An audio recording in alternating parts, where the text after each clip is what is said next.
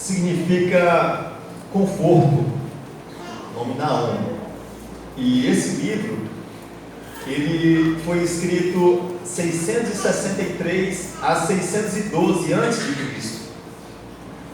E como verdades fundamentais, nós temos que a glória de Deus em julgamento é digna de louvor. A glória de Deus, uma das verdades desse livro, é que a glória de Deus no seu julgamento é digna de louvor. E Deus julgaria Nínive, assim como as outras nações, por maltratar o povo de Deus, aqui Judá. E Deus, ele manteria o seu povo fiel e salvo, e o restante fiel a salvo, e restauraria da destruição do exílio. O seu povo estaria guardado, não iria ser destruído.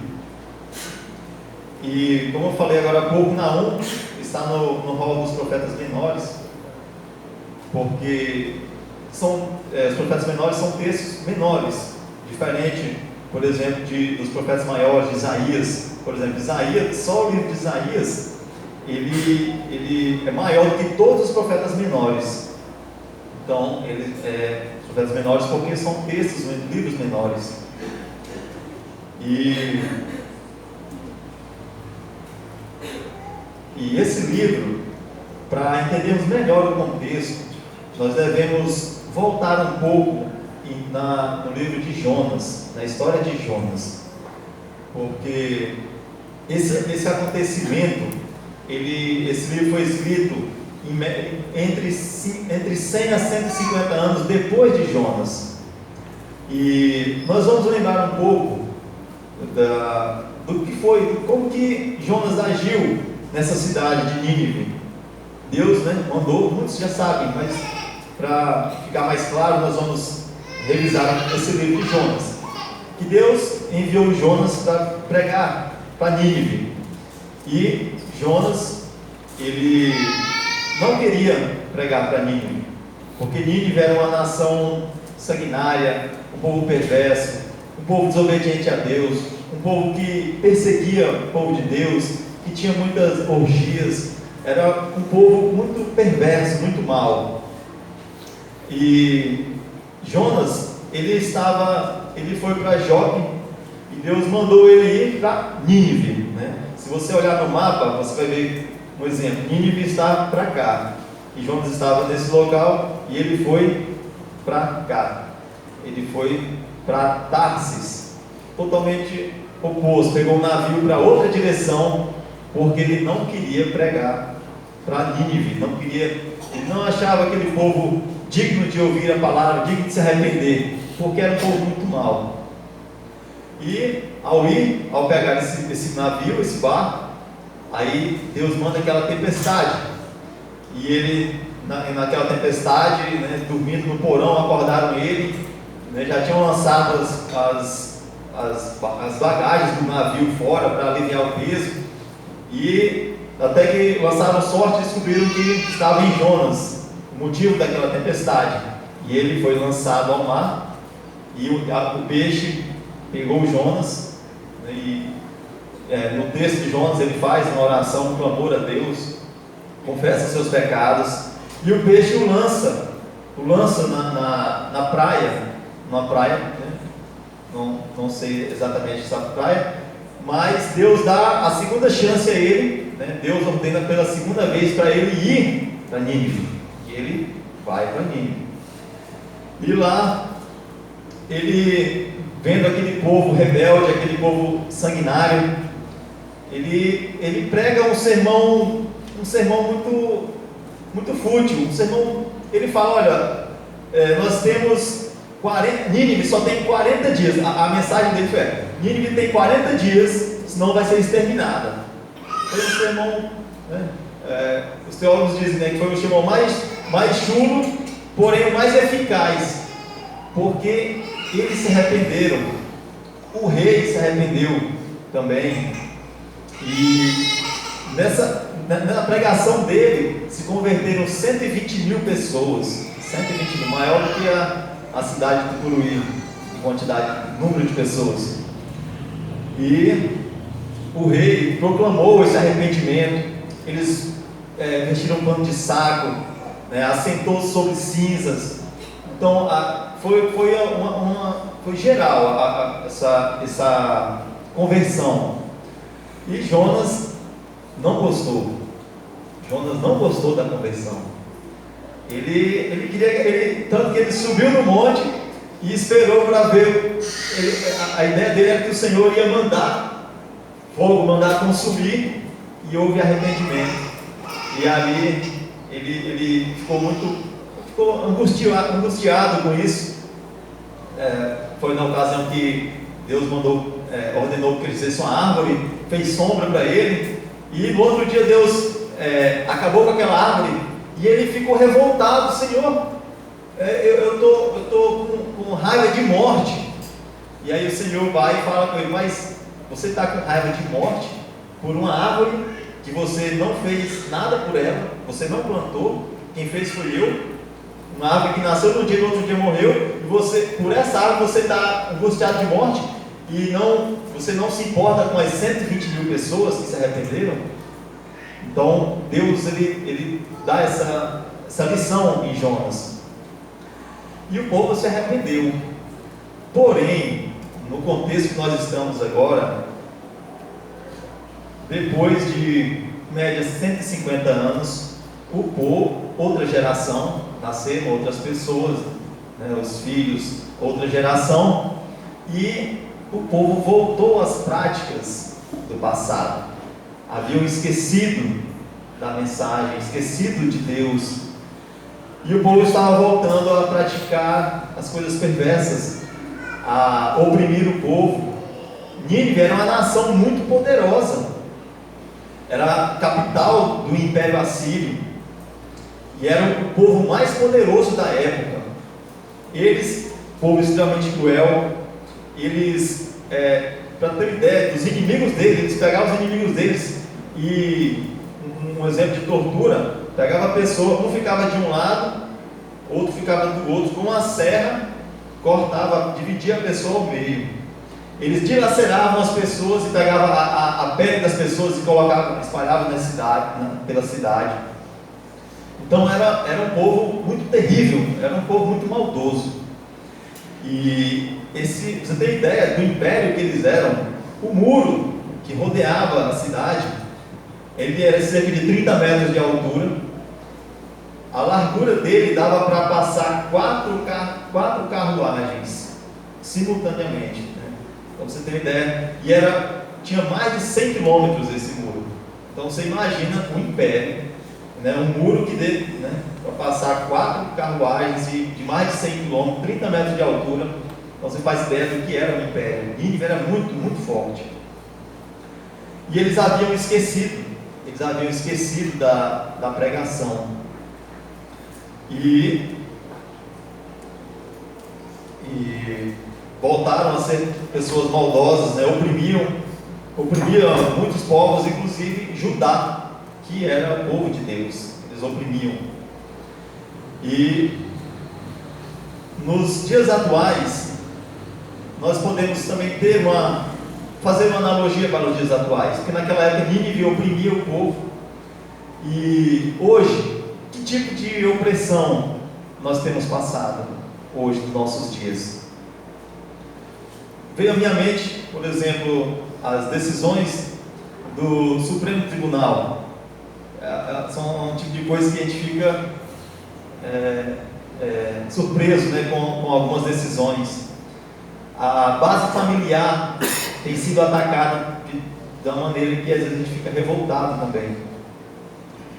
E outro tipo de opressão com relação à administração pública, por exemplo, a saúde, a gente vê a precariedade, coisas que nos trazem revolta, né? A gente fica, né, até sem saber o que fazer.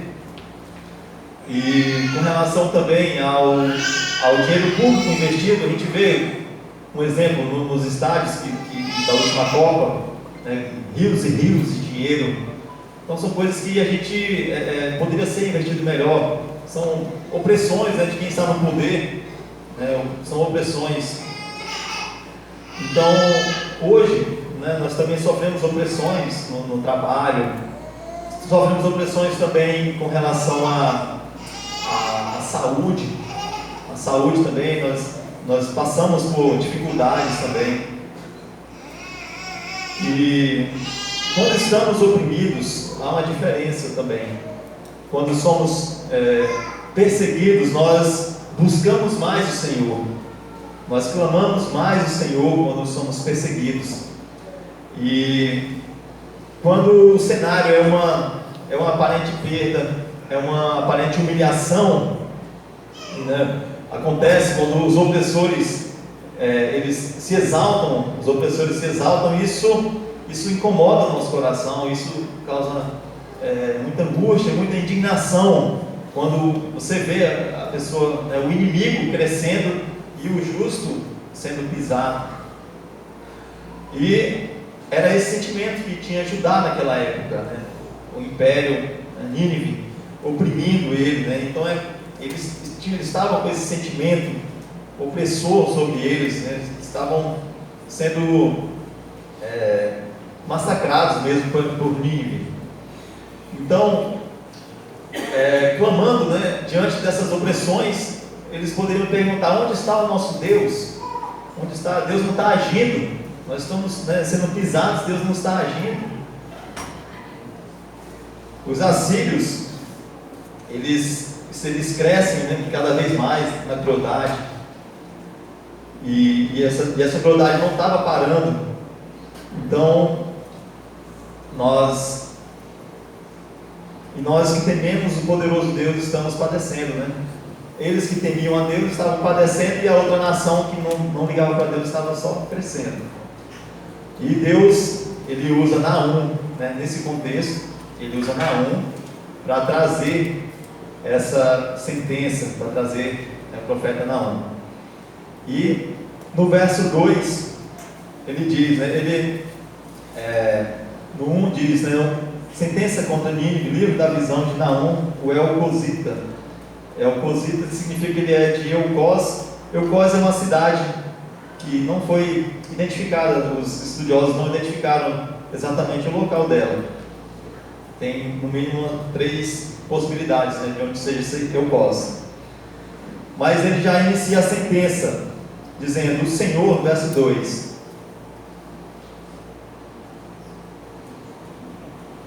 o Senhor é Deus zeloso e vingador. Esse zelo, ele está relembrando o povo de quem era o Deus que eles tinham abandonado. E ele inicia: Deus zeloso, que Ele é um Deus zeloso contra qualquer violação da sua santidade. É um Deus, ou também uma tentativa de dividir a glória de Deus. É um Deus zeloso, ciumento, né, do seu povo, como se fosse um ciumento, não no nosso ciúme pecador, mas um ciúme de cuidado do seu povo. E ele está alertando: o Senhor é Deus zeloso e vingador. O Senhor é vingador e cheio de ira. Então mostra que o Senhor é um juiz que não deixa nenhum pecado sem punição. E ele impõe o justo castigo aos pecadores. E ele repete 2 vezes a palavra vingador. E essa repetição ela enfatiza a noção de retribuição inescapável e apropriada para o povo. Então ele vem, Naum, ele está relembrando o povo de quem é esse Deus. E esse mesmo Deus, ele tem aliança com o seu povo, ele tem aliança com a sua nação. E ele irá se manifestar contra os inimigos. Mas quando que Deus irá se manifestar? E o verso 3 inicia: o Senhor é tardio em irar-se. E às vezes, na nossa vida, quando a gente lê esse tardio em se irar, às vezes na nossa vida a gente quer agir como Jonas. Quando um opressor nos atinge, um inimigo, alguma pessoa nos acusa, nos ofende, às vezes a gente fala ao Senhor: manda fogo nessa pessoa, né? Dê a punição para essa pessoa. E a gente quer que o mal venha sobre essa pessoa do jeito que a gente imagina. E a gente costuma agir como Jonas agiu. Mas a palavra mostra, Deus, Ele é paciente. E isso significa que Ele não é inerte, Ele não está inerte ao que está acontecendo. Ele não deixa de irar-se com o pecado. Ele não está acompanhando isso, ele está vendo isso e ele se enfurece com isso, sim. Mas ele é tardio em irar-se e mostra a paciência de Deus com o povo da sua aliança. Vamos abrir Salmo 86:15 para vermos um pouco desse atributo de Deus. Salmo 86:15.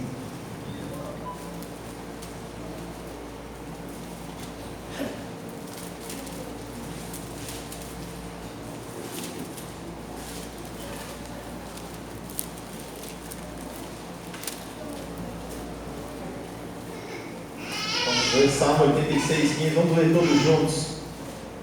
Mas tu, Senhor, és Deus compassivo e cheio de graça, paciente e de grande misericórdia e em verdade. Grande em misericórdia e em verdade. Então nosso Deus é um Deus paciente, Ele age no tempo dele. E ainda no verso 3, Ele mostra mais grande em poder e jamais inocenta o culpado. E nós temos um problema também de a gente às vezes perde a noção da soberania de Deus, porque quando a gente está passando por uma perseguição, a gente pensa, né, desse tipo, né? Deus poderia dar essa punição, mas a gente sabe que Deus vai punir.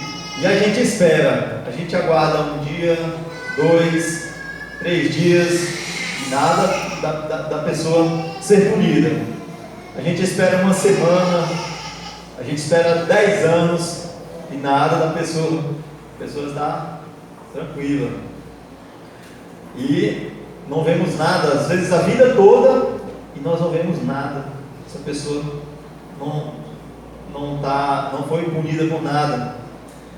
Mas a gente aceita a ideia de que Deus pune, mas só que a gente quer acompanhar essa punição de camarote.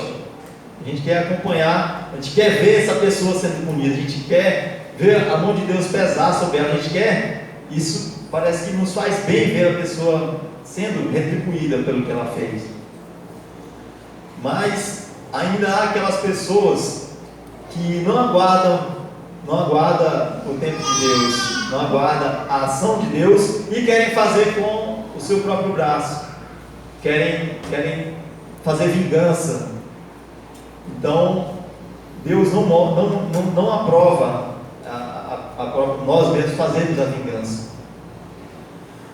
E quem assim age não crê na soberania de Deus, não admite a majestade de Deus.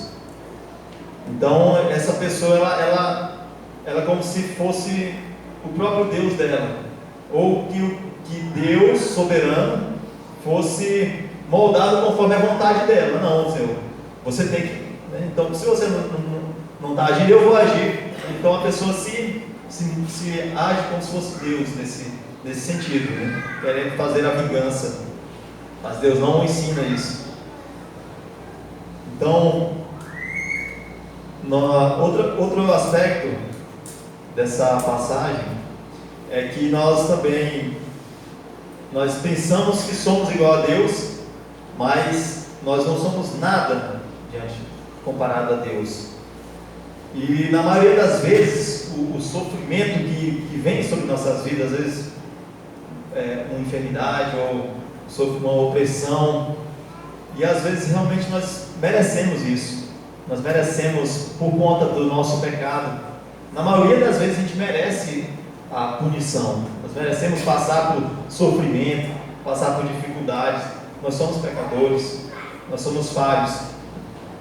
E um exemplo que eu vejo que é mais comum é, por exemplo, quando o casal o casal está emburrado com o outro. Mas sempre tem um motivo do casal estar emburrado. Mas ele não logo resolve a situação por conta do orgulho. O orgulho impede que as pessoas não sofram. Então o orgulho ele atrapalha isso, e também com relação a pedir perdão para o próximo. Muitas pessoas, o orgulho não deixa isso, e a pessoa sofre muito por isso também.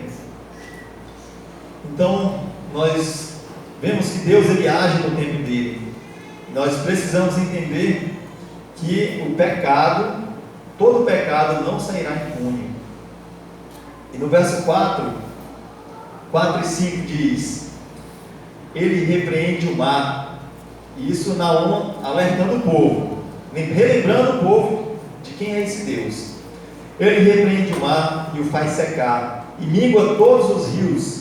Desfalecem Bazã e o Carmelo, e a flor do Líbano se murcha, os montes tremem perante ele, e os outeiros se derretem, e a terra se levanta diante dele. Sim, o mundo e todos que nele habitam. Então aqui Naum está mostrando que a soberania de Deus, ela está acima da criação, ela domina toda a criação. E ele contextualizou aqui falando dos solos abundantes de Bazã, Carmelo e Líbano. E são solos produtivos, muito produtivos. Mas quando Deus faz vir o vento quente do deserto, ele faz secar tudo, faz acabar tudo aquilo. O exemplo disso está em Isaías 33:9. Vamos conferir Isaías 33:9.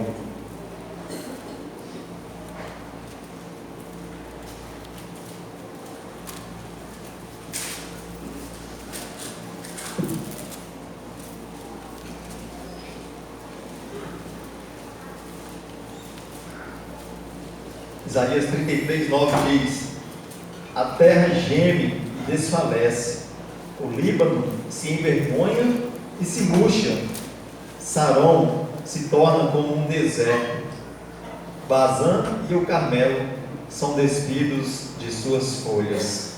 Então o Senhor faz secar tudo, ele faz virar deserto. E no verso 6, quem pode suportar a sua indignação? Quem subsistirá diante do furor da sua ira? A sua cólera se derrama como fogo, e as rochas são por ele demolidas. Quem pode fugir do Senhor? Quem pode escapar da ira do Senhor? Ninguém pode. E por que a gente se preocupa tanto, às vezes, por tal pessoa não ter a punição? Ninguém pode fugir da ira do Senhor. O Senhor é rei, só Ele é rei. Nós não somos nada diante da majestade do Senhor. Nós não temos condição de aplicar a justiça aqui. Nós não temos condição de nos vingarmos. E nós devemos vigiar, porque a nossa primeira reação já é refutar, já é a guerra. Nós já queremos rebater. Nós devemos vigiar, nós devemos ter sabedoria. E essa pergunta dele, quem pode suportar essa indignação?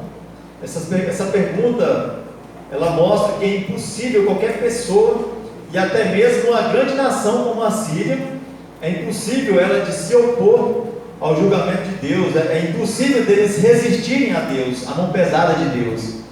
Uma grandiosa nação, é impossível. Eles não têm nenhuma chance contra Deus. E nós devemos refletir como nós temos vivido, porque nós não conseguimos nada. Quem está longe de Deus tem que analisar a sua vida, porque aqui o povo estava longe de Deus e a sentença estava vindo para eles. Então, se porventura nós não cremos em Cristo, nós não cremos no Salvador, não buscamos a Deus, essa sentença, ela está vindo para nós, está vindo para as nossas vidas. Ela vai vir sobre nós. Deus, Ele é paciente.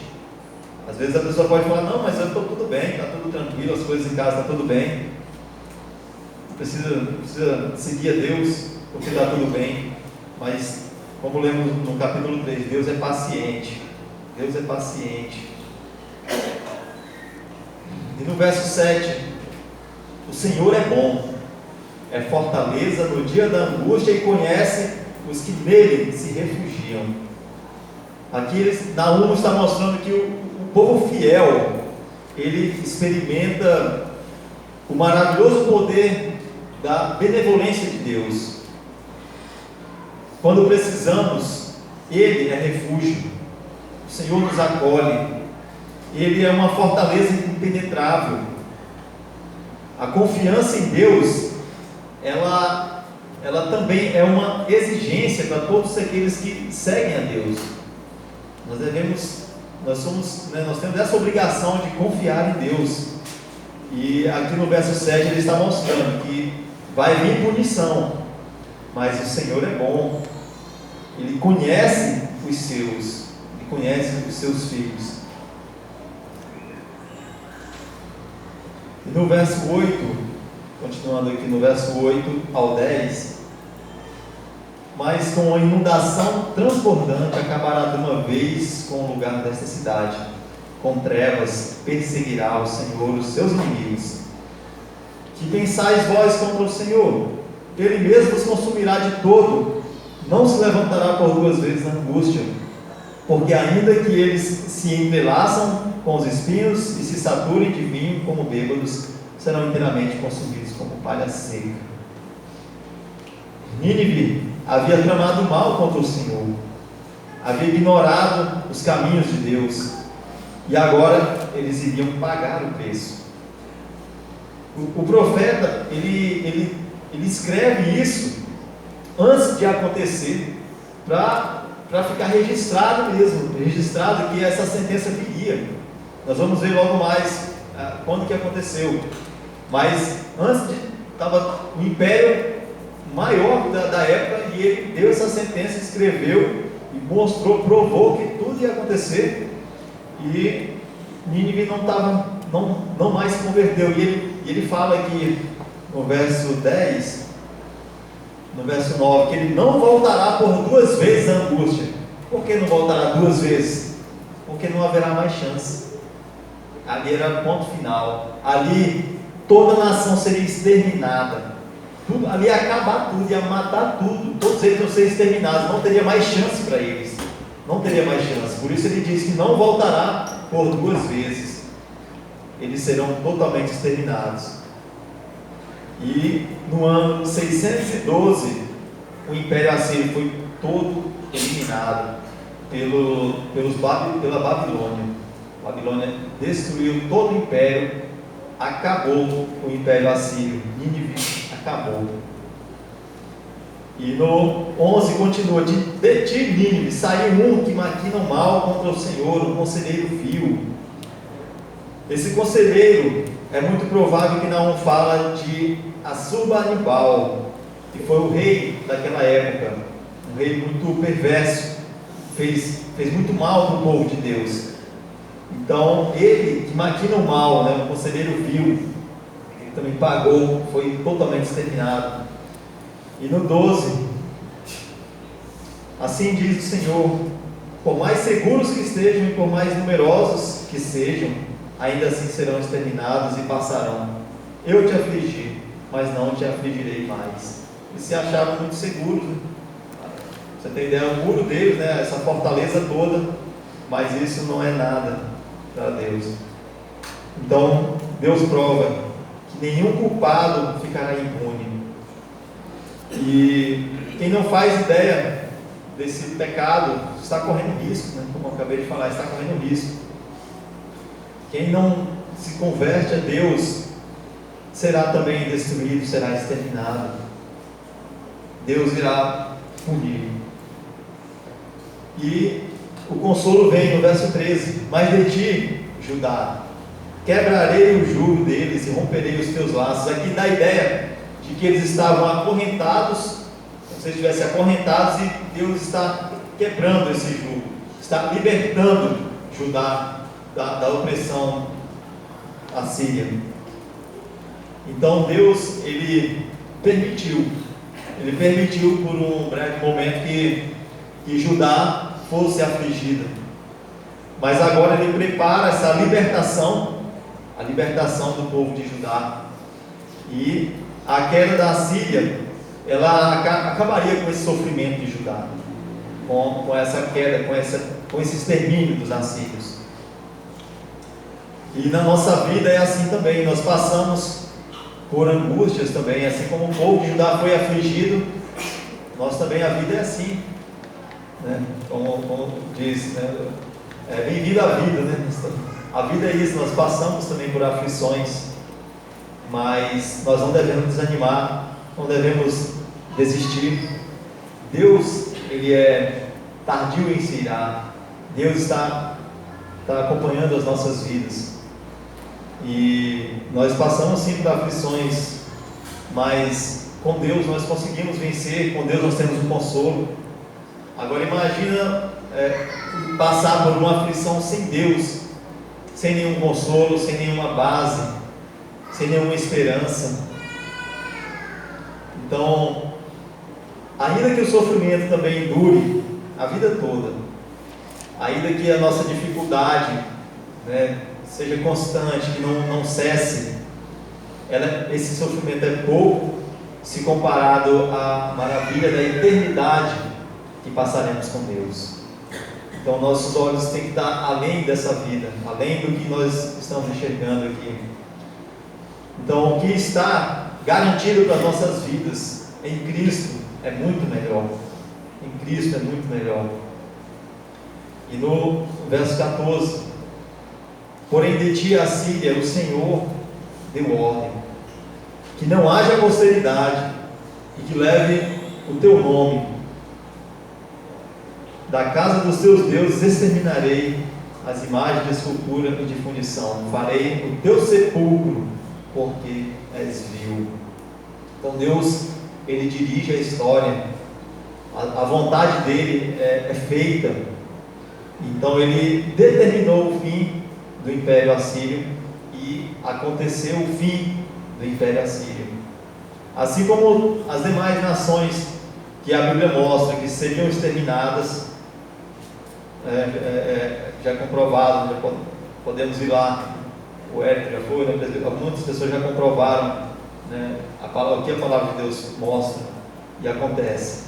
E aqui o Império Assírio foi exterminado. Naum trouxe essa profecia e logo se cumpriu, e Deus não deixou que ela tivesse, né? Não deixou que prosseguisse, né?